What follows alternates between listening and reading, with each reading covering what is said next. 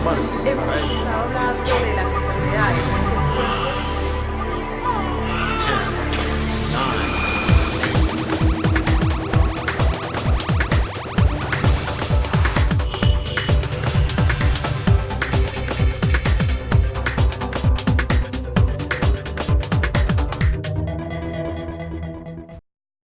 Prácticamente todas las personas en la sociedad actual vivimos una doble vida. Una es real y la otra virtual. Hoy día es raro encontrarnos personas que no tengan al menos una cuenta en alguna red social. De hecho, pareciera ser que la nueva forma de comunicarnos, de hacer sociedad, es a través de la web.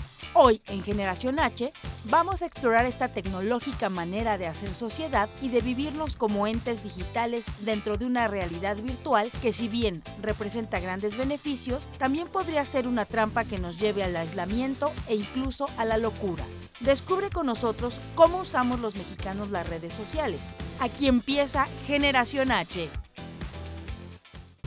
Hola, ¿cómo están? Bienvenidos, bienvenidas. Me da mucho gusto saludarlos e iniciar junto con ustedes un programa más de Generación H. Estamos transmitiendo desde los estudios de Heraldo TV y además de darnos mucho gusto comenzar junto con ustedes esta nueva edición, les recuerdo que también Heraldo se encuentra en radio. Por ello los invito a que sintonicen el 98.5 del FM, posterior por supuesto a este honorable programa, y esto en la Ciudad de México, y en Guadalajara en el 100.3. Y por supuesto toda esta programación que se está desarrollando e integrando para ustedes es en el afán de justamente estar en sus preferencias. Y les recuerdo también que tenemos nuestras redes sociales. La intención es poder platicar y conversar con ustedes y conocer cuáles son los temas que quieren que tratemos aquí en el programa y a quienes deberíamos de invitar. Y el caso del programa del día de hoy está justamente basado en lo que ustedes nos han solicitado ver y en el uso además de mi hashtag favorito, Superen eso, novatos, porque tuvimos la oportunidad de contactar a expertos en los temas en los que vamos a desarrollar juntos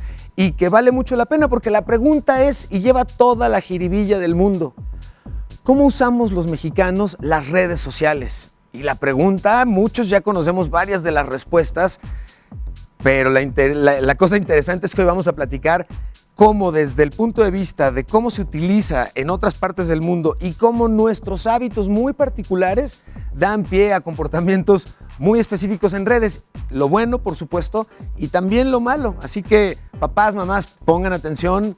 Usuarios férreos de regar las plantitas en Facebook, pongan atención.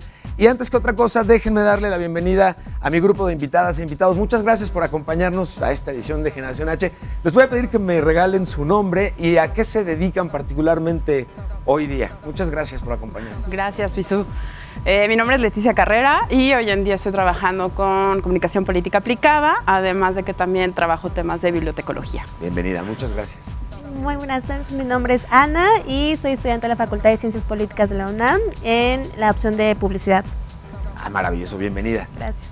¿Qué tal? Muy buena tarde, yo soy Luis Ángel Hurtado Razo, soy académico de la Facultad de Ciencias Políticas y Sociales.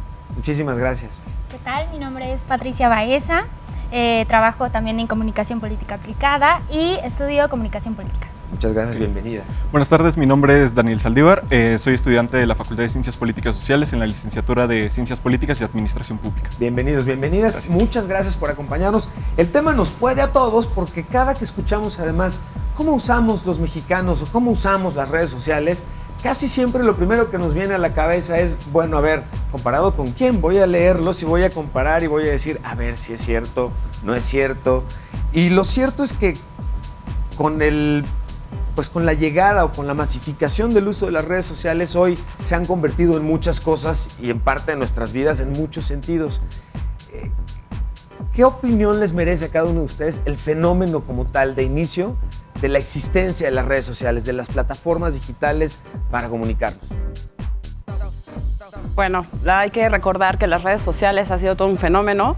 Recordemos que las primeras redes sociales que ubicamos los mexicanos es Latin Chat, ¿no? O los correos sí, de claro. Latin Chat.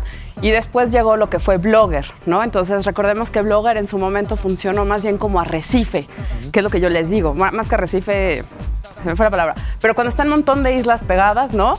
Llegabas a una, tocabas un blogger y ese blogger te mandaba a bloggers similares. Correcto, ¿no? Okay. Sí, entonces hay que decir que ese fue como la introducción a las redes sociales, Sí, ¿no? correcto.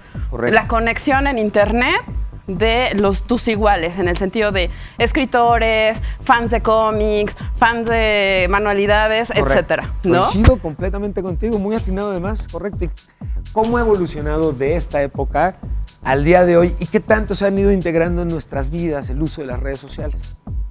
Pues bueno, básicamente yo lo veo desde 2 puntos de vista. La primera también tiene que ver con la evolución de Internet, que conforme fue acelerando, digamos, la transferencia de datos, también permitió, digamos, la presencia de más cibernautas, o sea, personas que estén conectadas. Sí. Y sobre todo, a ver, oferta y demanda, pues también hubo más contenidos, más espacios y lógicamente a partir de pues ya este milenio, pues las redes sociales surgen ya con el boom que conocemos. Ahora, alguna vez escuché a un académico comentar que si bien las redes sociales estaban generando mucho boom y mucho ruido, y en efecto los usuarios habíamos descubierto que, por ejemplo, podíamos agarrar a tuitazos a un legislador y hacer que volteara y nos contestara y que supiéramos que él sabe que no le queda de otra además que contestarnos, y eso hizo que de manera digital abriéramos un camino que no requería ni cerrar calles, incluso ni siquiera insultar, sino el comenzar a discutir el tema, que crezca la espuma de la presión y él obviamente se viera obligado, sabiendo además que aparecíamos impresos en sus síntesis informativas del día siguiente y que iban a leerse en modo todo lo que la gente les ha estado diciendo. Y si algo en ese sentido les podía, era el ego, y como tanta raza le podía estar diciendo algo que estaba equivocado, que estaba mal. Y así vimos que empezaron a cambiar las formas incluso en la que construimos legislación. Es muy interesante en ese sentido. Sin embargo, el reto que hoy ha implicado esta conexión y esta cercanía no necesariamente ha ido aparejado de la responsabilidad que podríamos tener los ciudadanos. Y aquí es como el rollo de a todo gran poder le conlleva una gran responsabilidad. Y si hoy puedo agarrar a tuitazos a un senador, ¿qué debería yo de poder hacer como responsabilidades de los usuarios en redes sociales, por ejemplo? Bueno, básicamente creo que todo esto tiene que ver con el cambio del paradigma comunicativo, porque antes los medios de comunicación colectivos masivos pues eran solamente un espacio de emisión y digamos que el receptor era más pasivo. Sin embargo, con la llegada de las redes sociales, pues este paradigma cambia, y en este cambio, pues lógicamente, pues ya estamos en igual de circunstancias, ya tenemos la igualdad de posibilidades y herramientas, y así como tú, legislador, puedes tuitear, yo también, usuario, ciudadano, puedo preguntarte, cuestionarte, inclusive en llegado momento se ha dado caso de la agresión directa. Hoy usamos las redes sociales además para muchísimas cosas. Es decir, hoy cumplen muchas funciones. Comenzamos con la maravillosa función de interconectarnos y saber que en efecto sí, hay gente viva detrás del monitor que comparte mis gustos. ¿Cuáles son las consecuencias y los grandes usos que hoy se le están dando a las redes sociales? Ya hablamos de activismo en este momento en términos políticos. ¿Para qué más las estamos usando? Pues yo creo que también existe un gran riesgo, puesto que también se utilizan las redes sociales como para interactuar con otras personas. No sé, por ejemplo, el Tinder, ¿no? Que llegas, conoces a alguien y no sabes ni siquiera dónde vive, ni qué es de él, y ya le diste todos tus datos, ya le diste tu dirección, no tienes ni la menor idea de dónde está, ¿no? Entonces yo creo que ahí existe un riesgo mayor y una responsabilidad que tiene que tener el usuario para poder, pues de alguna forma, pues tener como esa precaución de no soltar todos esos datos, ¿no? Sí. Y viene aquí la cuestión de qué datos son los que debes tener o qué datos son los que se deben transmitir hacia otro usuario, ya sea de Tinder, ya sea de Latin Chat o ya sea de cualquier otro lugar, ¿no? Me parece bien interesante lo que nos acabas de compartir. ¿Podríamos entonces decir, a partir de lo que estás comentando, que como usuarios quizás un buen tip para entender cómo usar redes sociales, una en particular, digamos, podría ser respondernos la pregunta si esta plataforma digital que quiero usar es medio y no es fin? Porque hay plataformas en las que nunca voy a ver físicamente a una persona y entonces la plataforma sería el fin. ahí voy y ahí nos vemos y ahí comparto.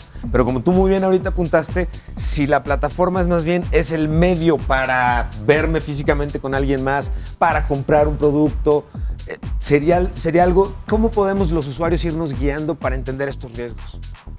Bueno, pues con esto que se comentó de los legisladores que sacan un tuit y las personas interactúan con ellos, las redes sociales han dado la opción de esa libertad de expresión. Sí. Pero esta libertad de expresión se ha, digamos, mal utilizado, digamos, porque ya empezamos a utilizar las redes sociales para vaciar, por ejemplo, nuestra esencia. ¿Cuáles son nuestros gustos? ¿A dónde vamos? Correcto. ¿Con quién estamos? Correcto. Todo eso, por ejemplo, historias en Instagram, Facebook, de aquí en la fiesta, cosas de ese estilo. Sí. Y son datos delicados, ya son personales que algunos grupos delincuenciales que se dedican a esta parte de redes sociales pueden usarlos para cometer delitos. Y bueno, es uno de los problemas que hay.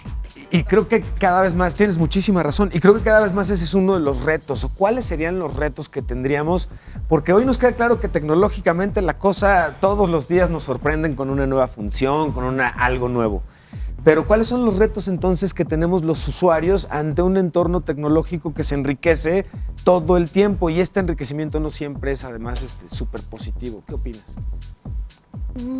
Creo que sí, es un arma de doble filo totalmente los medios sociales, ¿no? Por un lado tenemos esta parte en la que sí estamos dando información de más, tal vez a las marcas, a grupos delincuenciales, como comentaban, pero también está el hecho que el consumidor hoy se hace escuchar, hoy se hace valer. No es lo mismo que, por ejemplo, hace años, cuando alguien estaba en desacuerdo con una marca o con algún producto en especial, pues no había alguna forma más directa de comunicarse con la empresa, con la marca. Claro. Y hoy, o sea, la marca interactúa totalmente con sus consumidores, y los consumidores con su marca totalmente, estrechamente, los acercó más totalmente. Totalmente, además tienes toda la razón, porque además cambió un poquito la manera en la que nos comunicamos. De hecho, los invito, y vino completamente a colación, los invito a que veamos juntos esto que preparamos para ustedes. ¿Cómo usan y cómo ha ido evolucionando la manera en la que nos comunicamos? Vamos a verlo.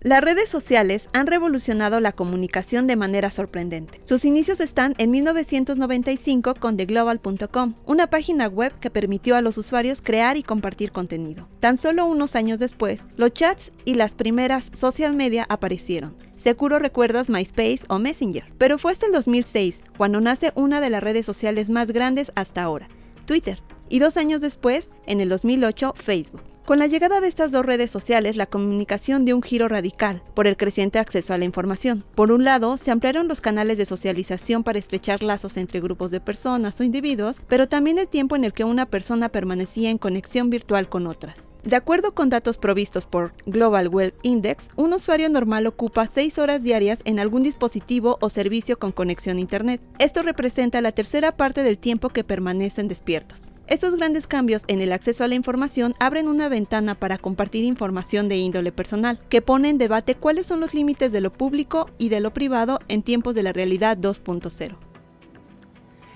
Y en tiempos de la realidad 2.0, la forma en la que concebimos muchas cosas ha ido cambiando con una velocidad impresionante.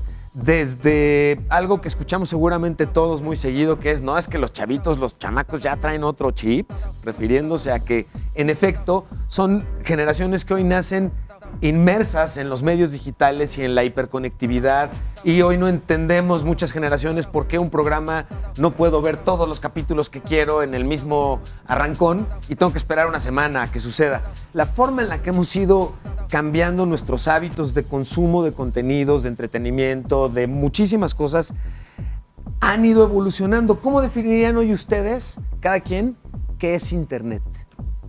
Bueno, yo defino a Internet como un medio de medios. O sea, que es un medio que tiene a muchos medios dentro de sí mismo. Sí. O sea, como puede ser que abrimos Internet y ahí encontramos televisión hoy en día, radio, si queremos ver fotografía, pues fotografía, cine. Completamente, claro. o digamos en este caso también las redes sociodigitales, que es otro medio dentro de este mismo hipermedio, ¿no? Que sería Internet. Me gusta mucho la definición. ¿Alguna otra? ¿Quién quiere compartir? También hay que recordar que Internet hoy en día, algunos decían, ¿no? Las bibliotecas van a morir, entonces también Internet aunque sí tiene el gran conocimiento, no lo tiene todo, ¿no? Entonces también juega con nosotros en esa parte de ciencia ficción en el cual creemos que con la tecnología nos va a resolver la vida y nos resuelve de alguna forma muchas cosas, pero no termina de ser la panacea, ¿no? Es una cosa muy ambivalente. ¿Están conscientes de que hoy hay muchas generaciones o muchas personas que a la pregunta de qué es Internet, la respuesta sería redes sociales? Sí. ¿Por qué nos gustan tanto las redes sociales? Considero que es este tema en donde a los individuos les gusta ser vistos, ser escuchados, ser leídos.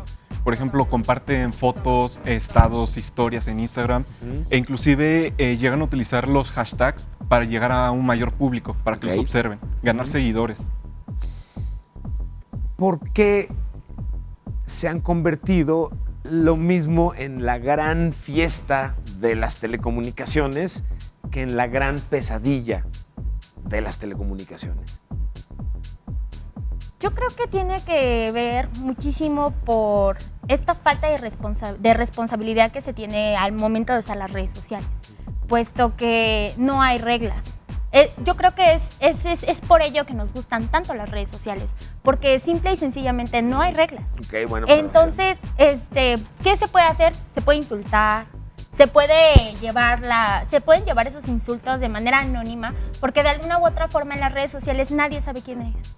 Entonces yo creo que va por ahí, porque es como ese lugar de libertinaje en el que se puede uno de alguna forma explayar. Cada vez más se ha convertido el acceso a Internet, la brecha digital, el que todos podamos estar conectados. Y curiosamente no hay proyecto en el mundo en el que el proyecto específico de un país que implique una cobertura total de acceso a Internet no considere algún tipo de acercamiento, convenio o trabajo o beneficio mencionando el sí, claro. Va a haber redes sociales, como de sería imposible no considerarlas, obvio, ¿no? Este acceso se ha convertido entonces en crítico en términos de avances en acceso a libertad de expresión, a democracia, a servicios, muchas cosas. Gobierno digital mismo, pues, si no está conectada la población, ¿cómo puedo entonces ahora darle servicios a la gente, ¿no? Y ser igualitario en ese sentido?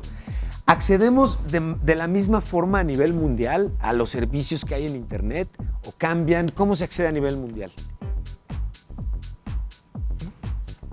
Bueno, hoy encontramos que lógicamente, aunque es un medio que hoy todo mundo ya inclusive legislativamente tiene derecho a acceder a él, la situación es totalmente contraria. Hay también una gran brecha o un gran sector de la sociedad que no solamente no tiene acercamiento o acceso a este medio de comunicación, sino que también a la vez lo tiene, pero no sabe cómo utilizarlo, que es una brecha más que técnica, sería una brecha de conocimiento. Y en esa parte encontramos que esos son de los grandes problemas que se está enfrentando hoy en día la sociedad, no solamente en México, sino a nivel mundial, cuando ocurren precisamente todo esto de la vulnerabilidad de los datos personales. Muchas veces no nos dicen que, pues digamos ahorita que se dio el fenómeno del Face App, que era esta aplicación en la cual tú subías tus imágenes, sin darte cuenta ya le estabas compartiendo no solamente estas imágenes, sino le estás dando entrada a esta aplicación a todos tus datos personales. Pero esto ocurre porque precisamente pues, hay una brecha, digamos, de conocimiento sobre el uso de las redes sociodigitales y por supuesto de Internet. Yo no creí que hubiera algún tipo de aplicación o función que lograra que uno se viera peor que en su credencial de lector. Porque en esa ya ven que todo el mundo nos vemos súper mal, pero además es el mismo efecto de, no, pero sí soy yo. O sea, me veo muy mal, pero sí soy yo. Y en este caso, pues evidentemente también el resultado es impresionante. Impresionante en muchos sentidos, que me lleva a preguntar cómo podemos ir entendiendo a nivel mundial, o más bien, a nivel mundial existe el mismo entendimiento de el valor de los datos personales, del valor que tiene nuestra información, ¿O ustedes dirían que hay distintos niveles de avance en la madurez que tengan las audiencias, quiero decir?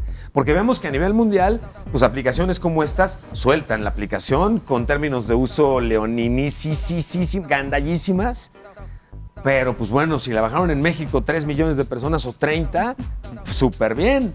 Pero hasta ahí, ¿cómo está funcionando? Tenemos, de hecho, de la producción, creamos un gráfico justamente sobre cómo accedemos a nivel mundial en redes sociales. ¿Nos lo puede prestar, señor, por favor? Muchas gracias. Tenemos 7,000 millones y medio de personas en el mundo y el 53%, es decir, 4,000 millones, tienen acceso a Internet, que es algo que estábamos ya comentando en términos de la importancia de reducir esta brecha digital, no solo por poder ir a hacer nuestros likes a Facebook, sino por la importancia de poder acceder a servicios de gobierno digital y cosas por el estilo. Por otro lado, en otros grafiquitos, que eso es todo, señor, gracias, el 42% de la población mundial son usuarios activos de redes sociales. Y esto hoy ha dado pie a muchos otros, pues yo no diría si problemas ya como tal, pero consecuencias que vamos descubriendo juntos, como por ejemplo el amasar en una sola persona una cantidad de poder significando datos personales de tantísimos usuarios en una persona que ni siquiera es de un gobierno, sino de iniciativa privada. El caso de Mark Zuckerberg con Facebook. ¿Qué opinión les merece esto? ¿Cómo sienten que están las cosas hoy en ese sentido? Bueno, yo creo que hoy en día, ya lo ha comentado Luis en otras ocasiones, en otras entrevistas, la necesidad de la alfabetización, ¿no?, en medios es importantísima. Sí. Y la segunda que yo también diría es la alfabetización informacional, ¿no? Desde qué punto de vista vamos jugando con estas dos partes. Sí. Justamente lo que decías de cómo usamos las redes. Desgraciadamente creo que las redes las usamos mucho tiempo en este ego, en este divertimento, y creo que también las redes varía de qué país están, el uso que le dan, ¿no? Hemos visto que el ciberactivismo es una de las grandes razones, pero yo creo que hay otra que también la educación hoy en día en las redes sociales está, y es la que menos en cuenta se toma. Entonces la reflexión sería ahí, ¿cómo estamos construyendo las redes o nuestras redes personales ante esas cuestiones, ¿no? Porque varios de los que somos papás, mamás que nos están viendo en este momento, seguramente la pregunta que se están haciendo es, bueno, ok, sí. ¿Cómo le hago entonces con mis hijos? ¿Deben, no deben usarlas? ¿Cuándo deben usarlas? ¿Qué les tengo? ¿Cómo alfabetizar en términos de redes sociales o de plataformas digitales? Anita. Yo creo que más bien es como, pues sí, es un problema que nos incumbe a todos, ¿no? Tanto chicos, grandes, adolescentes, y principalmente creo que hoy en día los padres igual no tienen pues mucho tiempo para convivir con sus hijos. ¿Y cómo es la manera más fácil de quitártelos de encima? Bueno, le das la tablet, le das el celular, lo entretienes con el juego, con Facebook, cosas así. Y creo que más bien es como, pues sí, una cultura en la que nos enseñen un poco más a, ok, sí les vas a permitir ciertos programas, ciertas aplicaciones a los hijos, a los pequeños en casa, pero también los vas a estar supervisando, porque muchas veces ya nos hemos encontrado con estos problemas de que, ok, le das a tu hijo toda, pues carta abierta al celular, a tablet, y se pueden encontrar con muchas cosas en YouTube, en Internet, en cosas que tal vez no son específicamente para los pequeños. Entonces sí, obviamente es una supervisión de los más grandes hacia los más pequeños, y creo que también hay muchos casos en los que los mismos padres como que se entretienen un poco más con Facebook, con estos medios sociales. También es un problema tanto de chicos como de grandes que nos incumbe a todos. Totalmente de acuerdo, porque además yo creo que nos pasa mucho como quien estrena algo, lo que sea, y los primeros días lo usa de manera efusiva, profusa, y no hay pretexto que falte para poderlo utilizar.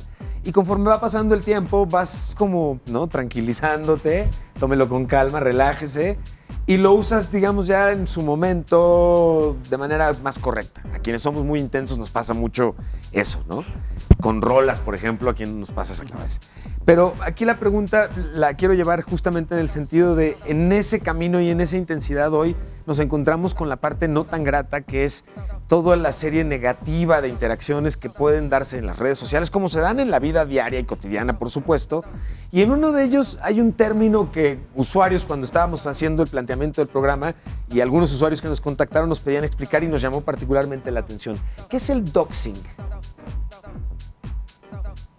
El doxing como tal es una situación en la cual tus datos personales, o sea, están expuestos y no hay una, digamos, una cultura para la protección y para acceder, digamos, a estos datos.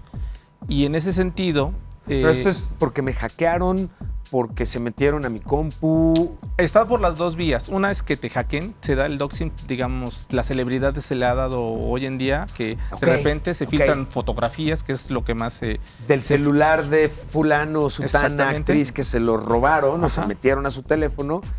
Y lo roban. Y hay personas, digamos, que han llegado caso al no saber, por estar navegando, no falta que en tu línea de tiempo en Facebook aparece una aplicación de que qué personaje del Señor de los Anillos eres, y tú le das ahí, le das clic y de repente te manda a otra página y tú le cedes tus datos. O sea, en ese sentido... Hace unos meses circuló mucho una en Facebook, ¿no? De a quién te pareces, a qué artista te pareces. ¿Cómo es que sucede entonces esto? Yo lo que creo como usuario es que, pues bueno, me comparan con una foto y me dicen te pareces al artista que fuera. ¿En qué momento ahí se robaron mis datos? En el momento en que tú, como ya viene, muchas de las aplicaciones tienen cierto convenio con Facebook, en el sentido de que pueden utilizar a esta aplicación, a Facebook, para poder hacer la famosa minería de datos, que son todos esos datos, todos esos likes que le damos, esos me gustan, esos no me gustan, todo ese tipo de casos es la famosa minería de datos. Y por esa parte, cuando tú le dices, nos permites a utilizar en tu nombre, o hacer algunas publicaciones en tu nombre para poder acceder, digamos, a qué personaje del Señor de los Anillos eres, pues en ese momento le estás dando como el acceso para que puedan no solamente ver tus fotos, sino ver a qué te gusta, qué no te gusta, qué escuchas, qué no escuchas, qué ves, qué no ves y todo ese tipo de cosas. Ya no solo en algo relacionado a ese tema específico, sino en general en mi comportamiento en dicha plataforma. Exactamente. Que aquí lo mañoso es que nos venden esto de dame chance de entrar a todos tus datos para que puedas usar la aplicación. Nos lo venden, o si se dan cuenta, parece mucho el proceso de instalación de una app en tu teléfono, ¿no? Dame permisos para usar tu cámara, y es como, a ver, espera. Léanselo o repítanselo en la cabeza, ¿no?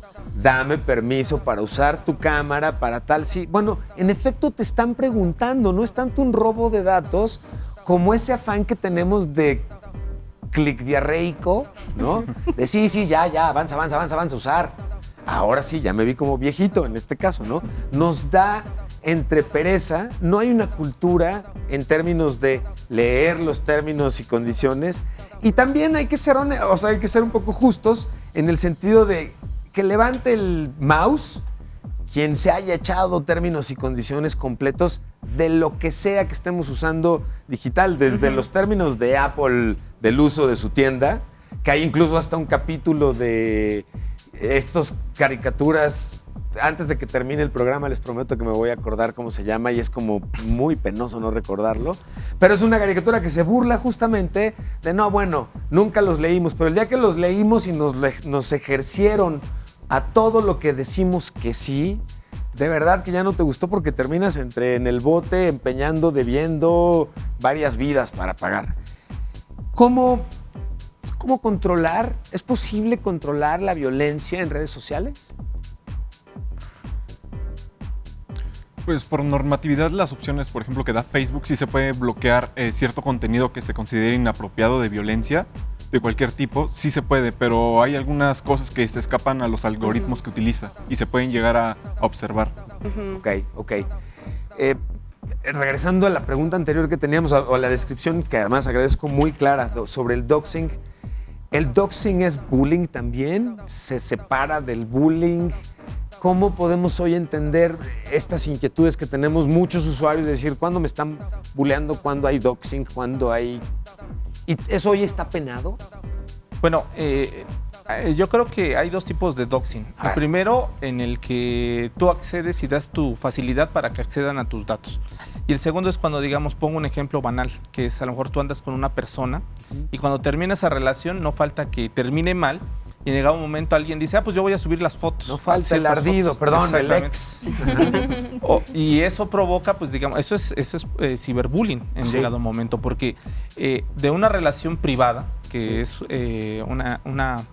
una cuestión amorosa, pues se hace público y de repente pues ya es una agresión directa.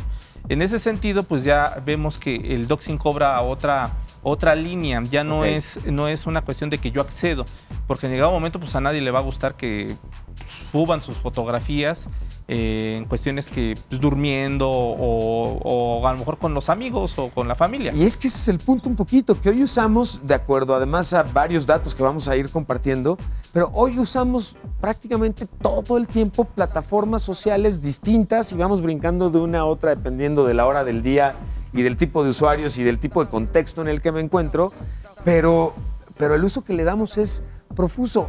¿Ha crecido el crecimiento en el tiempo que le dedicamos a todos estos medios? ¿Ha crecido? ¿Se ha mantenido? ¿Cuál es la tendencia? Bueno, la tendencia es que crece, ¿no? Y crece además porque además crecen también nuestra adicción a las diferentes redes. Okay, sí. ¿No? Yo creo que hoy en día lo que hemos hecho en Comunicación Política Aplicada de analizar las 5 principales redes, ¿sí? Tienen una saturación, las 5, de un incremento tremendo. Claro, hay unas preferidas dependiendo la edad, ¿no? Sí. Estamos de acuerdo que hoy los chicos llamados centennials adoran Instagram porque son muy visuales, sí, ¿no? Sí, correcto. Pero, por ejemplo, Facebook, por más que todo el mundo anuncia su famosa muerte, pues sigue manteniendo al público y de diversas edades, ¿no? Sí. Hubo un momento, si recordamos en la historia, que todo el mundo decía, no, Facebook va a morir porque actualmente las generaciones que lo usan son de 30 para arriba, ¿no? Sí. Algo hizo Facebook que volvió a jalar de diferentes otras redes, sí, correcto. ¿no? Y vuelve a jalar a todos, como dice el maestro Luis. Facebook es el todo incluido, ¿no? Ahora sí, el término que acuñó el maestro Luis. Correcto. Y por eso vuelve a traer a toda la familia, ¿no? Entonces ya tienes al chavito que acaba de entrar a las redes sociales de 16 años y al abuelito, ¿no? Y todos conviven. A ver, aquí dices algo bien interesante. ¿Cómo podemos ayudarnos a entender a los usuarios que esta evolución en las prácticas, en los hábitos, en el uso y consumo de entretenimiento, pero que al mismo tiempo es en la forma en la que interactuamos con incluso familiares que antes no interactuábamos? Esa era la realidad, porque había abuelitos a los que veíamos solo en Navidad, ¿no? Sí. O sea, justo o no, o grato o no, pero sucedía. Y hoy son los primeros en dar like a las fotos de los nietos y, ¿no? Son las porras número 1. Y vaya, a ellos, por ejemplo, a los abuelos les ha cambiado radicalmente la forma en la que le dan seguimiento al crecimiento y a la relación entre familias. ¿Cómo los mexicanos, ustedes dirían que tenemos una muy peculiar forma de usar las redes en comparación con distintos hábitos igualmente quizá peculiares de otros países? Yo creo que esta relación personal que se tenía con las familias, que era así de cómo te fue en la escuela a la hora de la cena, se trasladó a las redes sociales. A ver, les invito a que veamos un reportaje que preparamos sobre cómo usamos o cómo se comportan los mexicanos en redes sociales. Vamos a verlo, regresamos y seguimos justamente en esta línea en la conversación. Pónganle pausa a esta, play al reportaje y regresamos. Van y vienen. ¿Sabes qué es el doxing? Doxing es una práctica en Internet de investigar y publicar información privada de un individuo o una organización, con nombres reales, números telefónicos, direcciones, empleos, fotografías, entre otros. Si bien las plataformas de Internet en sus reglamentos recomiendan no publicar, solicitar números de teléfono, dirección física, información bancaria, documentos personales o información confidencial, la realidad es que una gran cantidad de usuarios publican información personal, olvidando que en muchas de estas plataformas la información no puede ser eliminada y permanece en la red permanentemente. En la peor de las prácticas, el doxing ha sido utilizado como una forma de violencia en línea, especialmente hacia las mujeres. De acuerdo con el informe del módulo de ciberacoso del INEGI en el 2018, las principales formas de sufrir un daño o divulgación de información personal en línea se dan por el rastreo de cuentas o sitios web, la suplantación de identidad y, por supuesto, la publicación de información personal. En México existe una protección legal de datos personales, pero esta tiene restricciones cuando se trata de asuntos de interés público como casos de violación de derechos humanos. Y el tema es justamente relevante porque además, como ven, en el caso del doxing convergen en muchos casos distintos tipos de prácticas de las que hoy estamos escuchando mucho. Robo de identidad, la publicación no autorizada de imágenes, por ejemplo, el bullying en el sentido de justamente publicar como parte de venganza imágenes que nosotros no autorizaríamos o no publicaríamos por mutuo propio. Y nos lleva un poquito a cuestionarnos qué tanto debemos los usuarios hoy generar ética, en términos respeto, en términos de la importancia de la información mía, claro, pero la importancia de los demás. ¿Qué tanto debemos ser conscientes de que cuando publicamos una foto grupal deberíamos de tener, aunque sea explícita, platicada, la autorización de aquellos usuarios que estuvieron en esa foto? Decir, oye, la quiero publicar en mis redes, ¿tienes bronca? Sí la tienes. No, yo les platicaría muy rapidísimo, porque no es sobre mí el programa, por supuesto, pero que yo tengo un caso de un amigo en el que nos invitó a su boda y a todos los invitados de su boda, lo que nos hizo los siguientes 2 semanas después de su boda fue corretearnos en redes sociales para borrar las fotos, ¿no? Y nos pidió a todos muy seriamente que por favor, él no quería eso. Y de inicio te cuesta trabajo entenderlo porque la pregunta es, ¿pero por qué no si todo el mundo lo hace, no? Digo, bueno, no, yo no, por favor, no. Y esta conciencia, ¿cómo generarla? Es una pregunta interesante, Emilio, sobre todo porque yo lo quiero llevar a otro terreno. Venga. Que tiene que ver precisamente con los derechos de los niños. Muchas veces se nos hace muy sencillo, sobre todo a la gente que son padres, tomar una foto pues de él y sus hijos, sí, y de repente subes la foto, olvidándote que cómo del otro lado qué uso le están dando, digamos, a esa fotografía de tu hijo. Sobre todo porque aquí partimos de la idea de que las redes sociales son para adultos, o sea, gente por lo menos mayor, permiten, digamos, a partir de los 14 años. Pero entonces, ¿dónde están los derechos, digamos, de los infantes?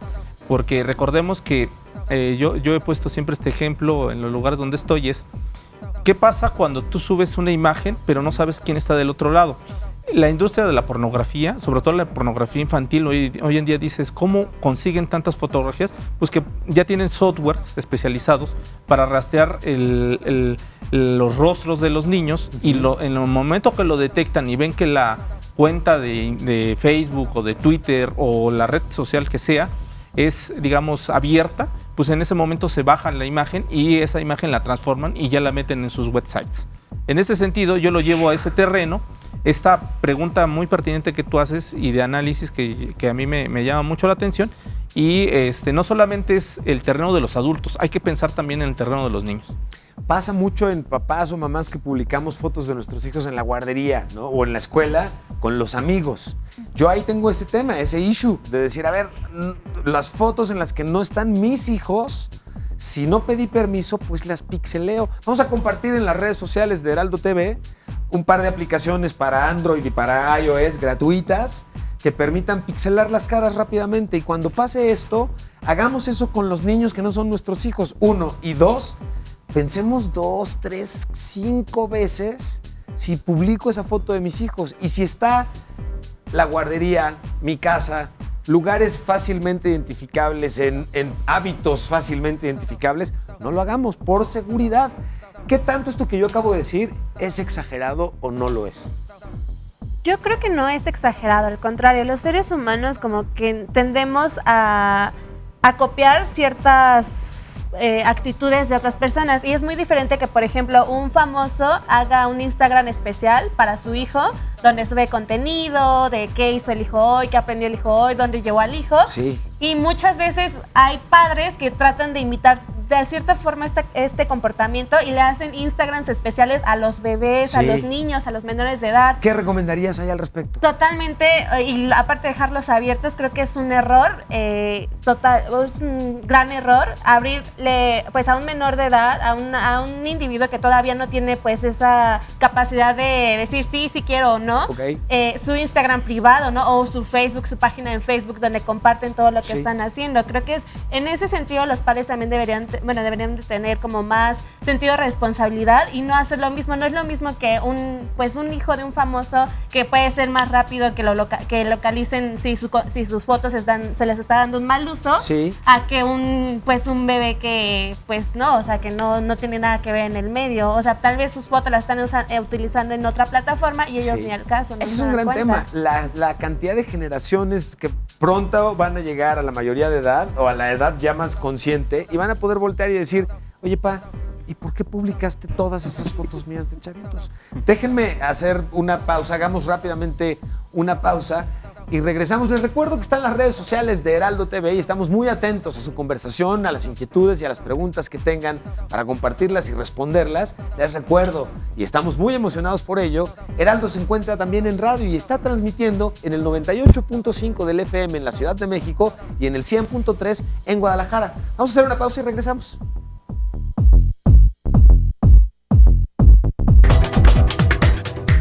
Regresamos.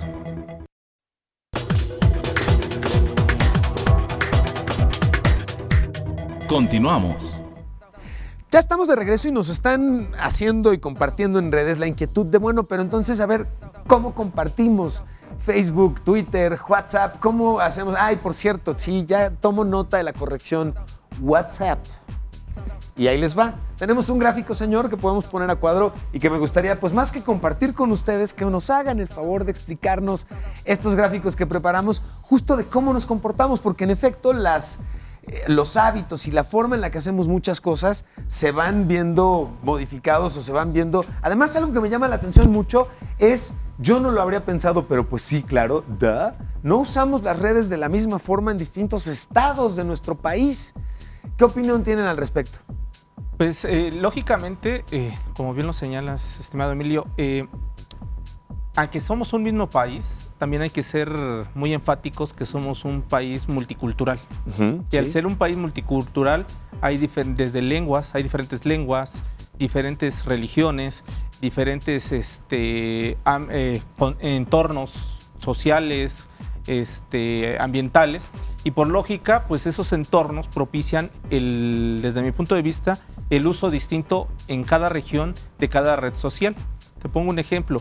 Hace unos días yo veía principalmente que tengo amigos que viven cerca de la Riviera Maya o las zonas de las playas y ellos utilizan a demasía Instagram, pero pues es lógico, o sea, grandes son países. Los más intensos en la fotito del atardecer, muéranse de envidia. Exactamente. Acusamos de recibido esos mensajes, ¿eh? Por supuesto. Cada que vemos esos atardeceres es como de envidia, ¿no? Muchas veces. Y, digamos, veo el caso de que muchos utilizan, sobre todo en la parte centro, en el centro del país, lo que es Twitter. Y esto tiene que ver porque en el centro del país están, no solamente es la capital del país, sino están concentrados también todos los poderes políticos, están también... No por mucho.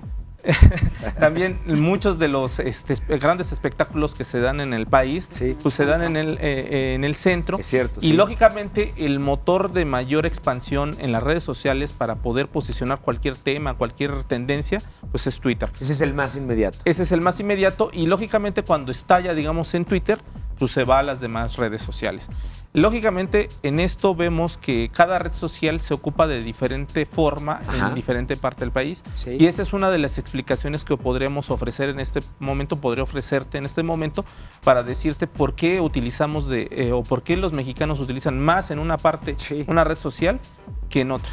Me hace mucho sentido en el caso de los estados en el que han tenido problemas de narcotráfico y narcobloqueos y todo esto, el uso de redes inmediatas como WhatsApp y Twitter pues, se incrementó muchísimo y sería entendible que cada estado, de acuerdo a su contexto, tenga su propia intensidad. ¿Cuál consideran ustedes que es el estado, digamos, más chacotero?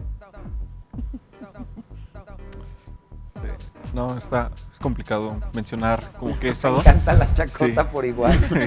Pues sí, ya tendría que ser más que nada por un cierto fenómeno, ¿no? Es muy diferente. Actualmente la Ciudad de México con los índices de violencia es de reportar robo en tal punto, robo en tal otro punto. Anteriormente eran estados del norte, ¿no? Narcoviolencia, bloqueos aquí en estas otras zonas. Es como de acuerdo al contexto que se va modificando. A ver, tenemos otro gráfico, ¿verdad, señor? Para poder presentarles a cuadro y es relacionado con el tiempo que le estamos dedicando a las redes sociales. A mí me llama mucho la atención que la contabilidad que pueda uno hacer de su día versus este gráfico, por ejemplo, pues me llama particularmente la atención que cada vez van creciendo más las horas en las que juntamos. En este caso, estamos viendo sobre Facebook. ¿En verdad le dedicamos tanto tiempo? ¿Cómo llegan ustedes, por cierto, a este tipo de resultados? ¿Cómo logran entender el tiempo que le estamos dedicando a redes como Facebook en este caso? Bueno, básicamente los estudios que estás presentando, Emilio, parten de un estudio general que lo titulamos ¿Cómo utilizan los mexicanos las redes sociales? Que está dividido en las 5 redes sociales más utilizadas, que es Facebook, WhatsApp, YouTube, Twitter e Instagram. Bajo esa lógica nosotros realizamos un estudio mediante entrevistas en todo el país. ¿Podríamos decir que estas redes que tú mencionas que estuvieron consideradas en el estudio podrían ser la primera gran fotografía de cómo usamos, qué redes usamos en México? Porque habrá en Japón Line u otro tipo de aplicaciones que se usan, pero entonces esta primer lista de aplicaciones, estas 5 aplicaciones son como la primera fotografía de, a ver, de entrada en México, nosotros somos Team Instagram, Facebook, Twitter, YouTube y WhatsApp. Y WhatsApp. Sí, como lo acabas de decir, es una gran fotografía o podría ser la gran radiografía de cómo, o sea, ya meternos a las entrañas y decir, a ver, los mexicanos, te doy un dato así interesante, cuando nosotros obtuvimos los resultados de WhatsApp, encontramos que 17% de los usuarios de WhatsApp pasa más de 6 horas en esta red sociodigital. Nosotros en son de broma, cuando se cayó WhatsApp, Facebook y Twitter apenas, decíamos, ¿cómo han de estar ese 17% de personas que le destinan más de 6 horas a esta red sociodigital? Y por lo tanto, ¿cómo dividen su día? Son 6 horas, o sea, es una cuarta parte de su día dedicada única y exclusivamente al uso de esta red sociodigital. Quiero hablar ahorita de WhatsApp. Antes me gustaría rápidamente nada más regresar a Facebook para preguntarte, ¿creemos lo que vemos en Facebook? La información que Facebook nos da, ¿qué tanto creemos en ella? Y de hecho que me parece que también tenemos gráfico, señor. Pues mira, nos regala la producción el gráfico. ¿Cómo llegan ustedes a esto y qué nos puedes compartir al respecto de esta conclusión? Mira, de esta imagen que estamos viendo ahorita en pantalla, te puedo decir que de las 3, de la tríada Zuckerberg, que yo la llamo así, que es WhatsApp, Instagram y Facebook, la red en la que más creen los mexicanos es, por definitiva, Facebook. ¿Por qué? Aquí estamos viendo que el 25.6% de los entrevistados dijeron que creía en un 50% de la información que ven en Facebook. Traducido al español, por cada 10, digamos, posts o 10 publicaciones que vemos, creemos en 5 y en 5 no. Pero el 25%. Pero ahora, si sumamos el restante, que es los demás que creen o no creen en Facebook, encontramos que está más proclive a creer más en esta red sociodigital, a no creer. Ahí encontramos que más del 60 o 70% de los entrevistados cree en esta red sociodigital. Por lo tanto, es una red en la cual los fake news o las noticias falsas, pues es un caldo de cultivo fenomenal. Porque de repente ves un video que a lo mejor no corresponde ni a México, sino a lo mejor a Brasil o a China, de una manifestación, y tú dices, ay, mira, eso está ocurriendo en México en este momento. O ves una imagen o ves una noticia que a lo mejor no es de este año, sino a lo mejor es de hace 5 años o es sacada de contexto, y de repente cuando ves, ya todo el mundo la está compartiendo. Y les digo siempre que el superen eso, novatos, es parte de mi hashtag favorito para el programa, porque la oportunidad de conversar con gente que no solamente se dedique de manera intensa a dar like o RT, sino a entender por qué lo hacemos, nos ayuda mucho a entender al final del día cómo estamos cambiando nosotros mismos y la manera en la que nos integramos con plataformas digitales. En esta manera en que nos integramos con plataformas digitales, la pregunta que nos hacemos varios papás y mamás, y a lo mejor hay papás que ya ni se están haciendo la pregunta, más bien, están esperando ¿ves? Te lo dije. ¿Generan dependencia las redes sociales? ¿Podemos hacernos adictos a las redes sociales? Yo diría que sí. Pero aquí el gran problema de esa dependencia es esa falta de restricción que existe por parte de los padres. Puesto que no hay restricción. O sea, le avientan la tablet y están ahí todo el tiempo. Yo creo que aquel niño que quiera aprender a utilizar las redes sociales debe tener una restricción. Ahora voy al otro punto. Dependencia, en el caso de los centennials, los millennials, yo sí creo que crean dependencia, pero más que crear una dependencia, crean ansiedad. Pongo el tema. Instagram. ¿Qué es lo que se busca en Instagram? El ideal perfecto, ¿no? Estamos viendo historias, vemos a los influencers, vemos a las personas que están ahí. Miren, estoy en Japón. Perfectos, con sus vidas perfectas, con sus atardeceres perfectos. Sí, o sea, estamos viendo los atardeceres perfectos, estamos viendo sus vidas perfectas. Sí. Y entonces, ¿qué pasa por nuestra mente? Empezamos a pensar, empezamos a cuestionarnos, ¿por qué yo no tengo esa vida perfecta, no? Y eso me genera ansiedad, que en algún momento también puede llevar a la depresión, ¿no? Nos lleva, sí, muy atinadamente comentas, lleva modificaciones de nuestra persona que no serían las más gratas. Vemos incluso no solo problemas en muchas niñas, en jóvenes, Sí, claro. sino incluso en modelos que han decidido retirarse de eso por la depresión que les ha causado el darse cuenta que lo que están vendiendo son modelos artificiales de estilos de vida que son, no es que sean insostenibles, pero que no pueden ser generalizados porque además pues no hay una distribución de la riqueza como la que querríamos que sucediera en Instagram. Todos tienen lana, todos tienen tiempo, todos tienen vacaciones, entonces es complicado. Ahora, ¿cómo podemos ayudar a los jóvenes, además de este acompañamiento que tú señalas tan atinadamente? ¿Qué podemos compartirle a los jóvenes que necesitan escuchar en este momento para entender que no, la vida no está en Instagram, no está en que le den like a eso que pusiste, ergo no implica y no vale la pena pues quitarle más ropa a la foto o hacerla más loca o más penosa en el afán de más likes, porque la vida no se califica en likes o en RTs. ¿Cómo compartirlo con ellos? Pues creo que totalmente es hacerles saber que lo que vemos detrás de la pantalla no siempre es la realidad, no refleja lo que realmente es. Muchas, como lo que se está platicando justamente, muchas personalidades, influencers, suben su vida perfecta o tratan de hacerlo ver perfecto y nosotros nos cuestionamos el por qué nuestra vida no es así, pero realmente tenemos que entender que lo que está detrás de la pantalla no es real. Muchas veces sí son influencers que están patrocinados por la marca porque tal vez ellos ni siquiera lo podrían pagar, son porque se ganaron un viaje y lo está presumiendo como, no sé, propio. Algo, sí. Ajá, son muchos secretos detrás de la pantalla que debemos estar totalmente conscientes que no es lo que, no es real, no es justamente lo que mencionaban, sostenible. ¿Cómo puedo interpretar rápidamente que algo que era, cómo le gusta porque está siempre muy pegado, ya se convirtió en un, oye, estoy preocupado y yo creo que tiene dependencia? Pues el problema yo creo que hoy en día es muy complejo, ¿no? Porque también creo que el problema es que muchos de los trabajos han generado la dependencia. Claro, hay que ser realistas. Me puedo justificar muy rápidamente diciendo, espérame, ¿qué te pasa? Tengo media hora de junta aquí en el grupo de WhatsApp, entonces...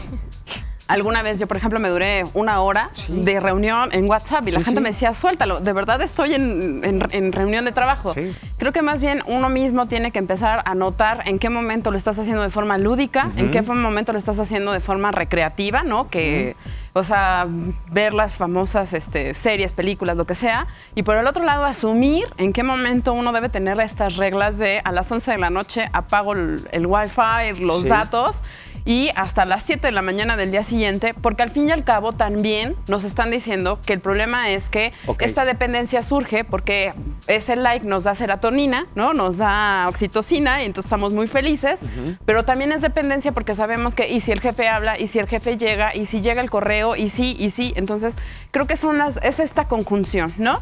Por un momento que nuestro ego esté contento, pero por el otro, desgraciadamente, el nerviosismo y el trabajo, que es lo que genera justamente, creo yo, esta necesidad que estamos haciendo. Traslapamos las cosas. A ver, hay varias cosas. De entrada, comentar que la velocidad con la que pasa el tiempo cuando se está hablando de un tema que enriquece y que gusta es traicionera porque se va muy rápido y nos lo estamos comiendo. Ya estamos muy cerca de terminar el programa, pero aquí hay varias cosas. La primera es... transportamos esto de la caja idiota que le decían a la tele nuestros abuelos a las plataformas idiotas. ¿Nos vuelven tontos las redes sociales? No. En este sentido te voy a poner un ejemplo que procuro platicar con mis alumnos, estimado Emilio.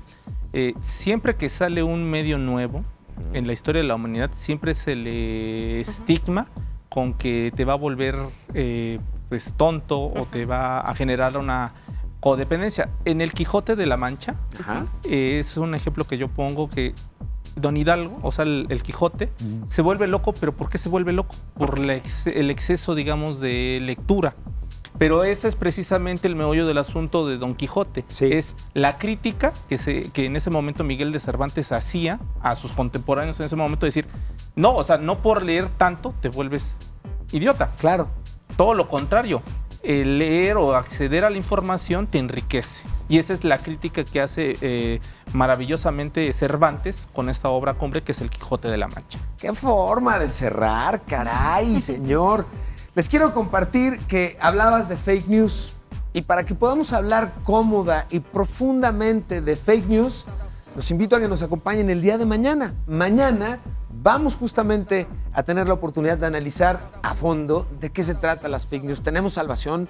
¿No tenemos salvación? ¿Estamos condenados a navegar un mar de noticias mentirosas para tratar de encontrar esa aguja en el pajar que sea mira, aquí está la información real, o la verás, o ¿cuándo es veraz? Bueno, esto lo vamos a hacer mañana. Yo por lo pronto me voy a tomar una selfie con ustedes como parte del ritual que tenemos ya establecido aquí en el programa para compartirlo en las redes y compartirla justamente con todos ustedes y agradecerles mucho de verdad la oportunidad de que nos acompañen y que podamos estar aquí con ustedes. Miren, échense aquí una cercanía. Ahí están. Ahí está. Miren, ahí estamos. Listos. 1, 2, 3. Y así justo yo les doy a ustedes las gracias por acompañarnos. Nos vemos mañana. Gracias, soy Emilio Saldaña, El Pisu. Se quedan en la programación de Heraldo TV. Muchísimas gracias. Hasta mañana. Muchas gracias.